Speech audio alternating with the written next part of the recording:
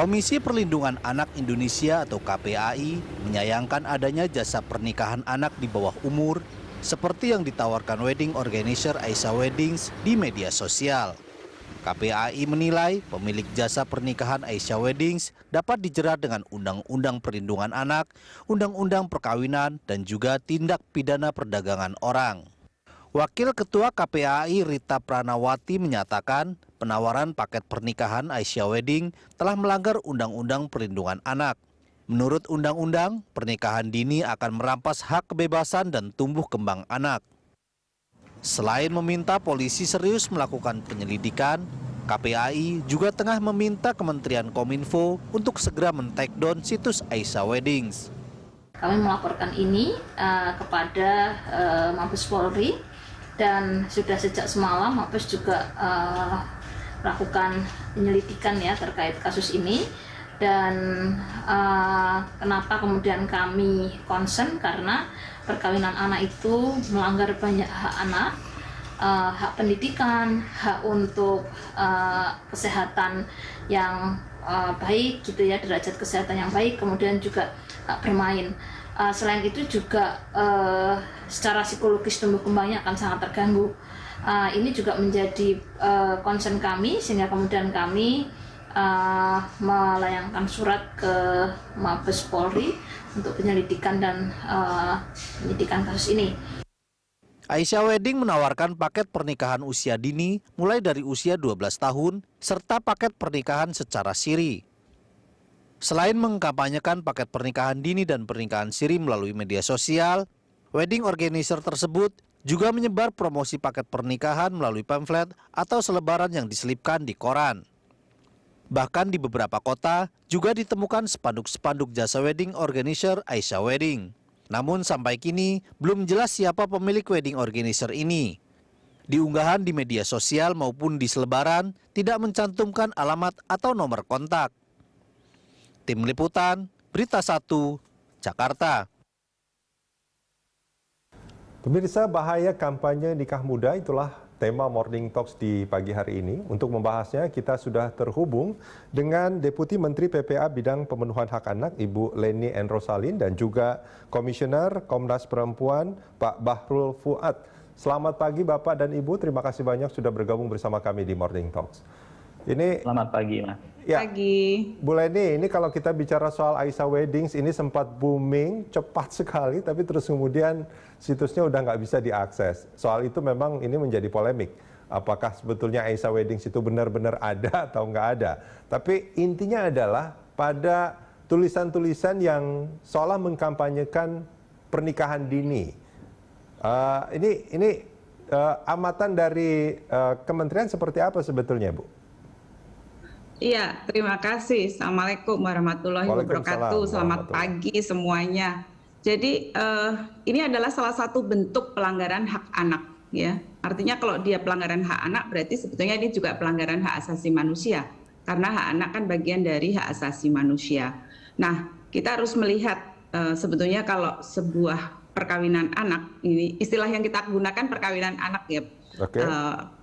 Jadi kalau kita melihat dampak jangka panjangnya, ya, karena kita kalau melakukan sesuatu kan harus kita pikirkan jangka panjangnya juga. Ini dampak-dampaknya kan banyak sekali, ya. Minimal ada 3 dampaknya yang ingin kami soroti, dan selama ini menjadi garapan kami karena ini menjadi dasar kami juga pada waktu kami mengawal revisi Undang-Undang 1 tahun 1974 tentang perkawinan, ya, menjadi Undang-Undang nomor 16 tahun 2019 tentang perubahan atas Undang-Undang 174 tadi, khususnya di pasal 7, ya. Kita alhamdulillah, ya, berhasil menaikkan usia perkawinan ini dari 16, khususnya yang perempuan, ya, dari 16 tahun ke 19 tahun. Nah, ini tujuannya apa? Kita ingin melihat di jangka panjangnya. Artinya kalau kita tetap melanggengkan adanya perkawinan anak, ini dampak-dampaknya pertama di kesehatan.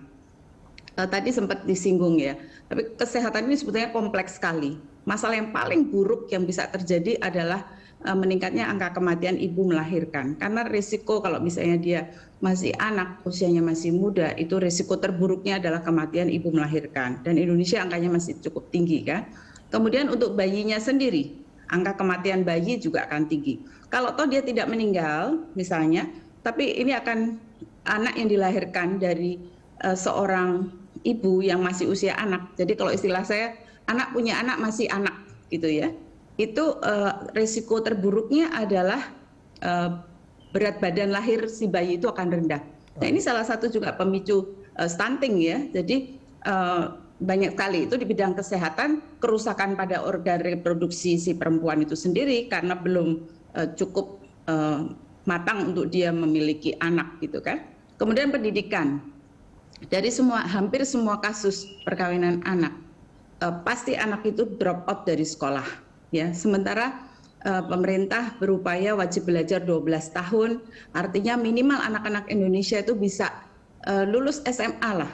12 tahun itu kan sampai SMA. Nah, tapi kalau sekarang seperti yang ada di dalam promosi iklan tersebut bahwa usia 12 tahun ya, kemudian kawin itu kan berarti hanya lulus SD. Nah, ini wajib belajar hanya berapa? 6 tahun ya. Kita targetnya jauh sekali. Akses perempuan terhadap pendidikan menjadi tertutup di sini. Nah, kemudian ke ekonomi. Kalau tadi dia harus menghidupi keluarganya, dia harus bekerja, muncul isu pekerja anak. Ya, kemudian kalau dia bekerja, toh dia akan mendapatkan pekerjaan yang pasti dengan upah yang rendah. Ya, jadi ini yang akan memicu kemiskinan baru. Ya, jadi, nah kesehatan, pendidikan, ekonomi, ini adalah semua variabel-variabel yang kita gunakan oleh negara ini untuk mengukur Human Development Index atau indeks pembangunan manusia.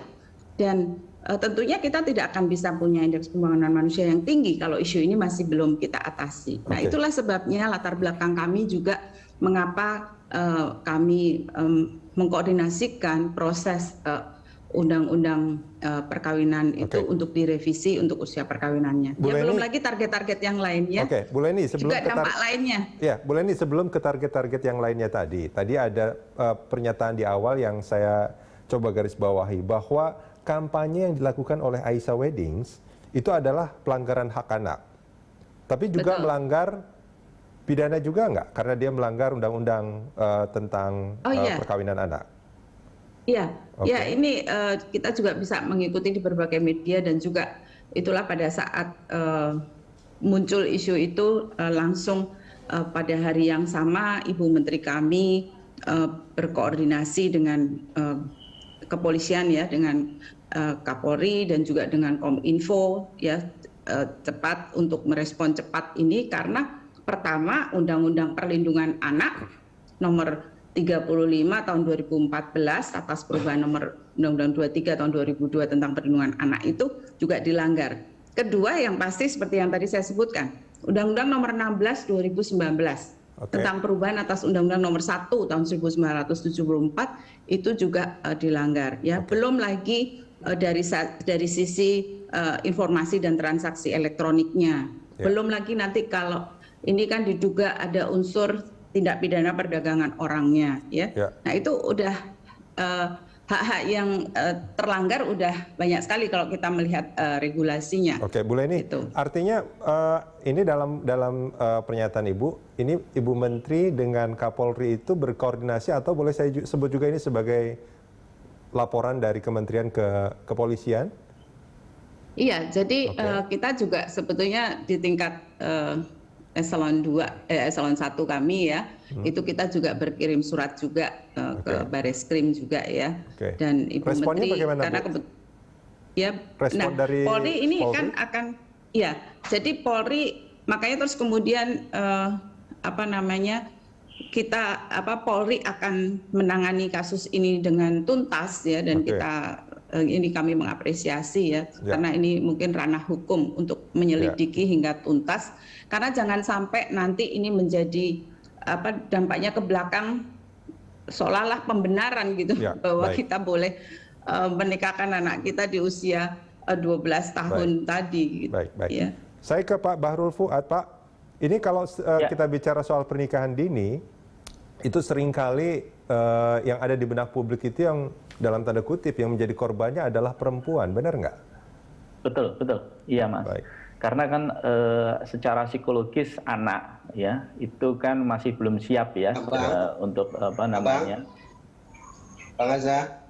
membangun rumah tangga, sehingga ada kemungkinan besar itu akan terjadi KDRT ya, kekerasan dalam rumah tangga.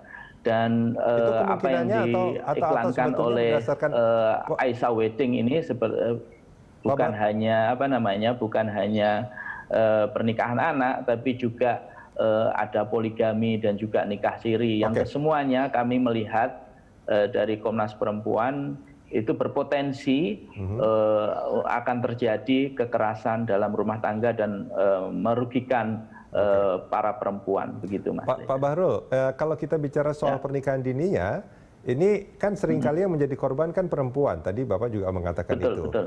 Dan Bapak mengatakan ada kemungkinan KDRT di sana. Betul. Oke.